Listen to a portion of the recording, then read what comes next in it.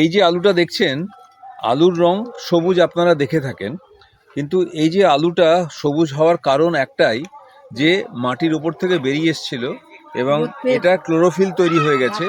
এই ক্লোরোফিল তৈরি হওয়ার জন্য এই রংটা সবুজ হয়েছে। এখন বলবেন তো সবুজ আলু তো আমরা খেতেই পারি, কারণ আমাদের শাক সবজি সবই সবুজ এবং তাতে ক্লোরোফিল রয়েছে। না, মুশকিলটা হচ্ছে এটা সোলানিন নামক একটা রাসায়নিক তৈরি হয়েছে। মানে আলুতে যেভাবে এই ক্লোরোফিল তৈরি করার সময় যে সোলানিন যে পদার্থটা তৈরি হয়েছে, এটা কিন্তু আমাদের শরীরের পক্ষে ভালো নয়, গরুর শরীরের পক্ষে ভালো নয়। তাই আলু সবসময় মাটি ঢাকা দিয়ে রাখুন এবং এই সবুজ অংশ বাদ দিয়ে আপনারা খাবেন। ধন্যবাদ স্যার। তো বন্ধুরা, আমরা ছিলাম ডক্টর অনুপম পালের সঙ্গে, যিনি সারা ভারতবর্ষ জুড়ে যার কর্মকাণ্ড জড়িয়ে রয়েছে। তিনি একজন কৃষি বিশেষজ্ঞ। তো আপনারা সবাই স্যারের পরামর্শ অনুযায়ী আলু ব্যবহার করবেন। ধন্যবাদ, সবাই ভালো থাকবেন।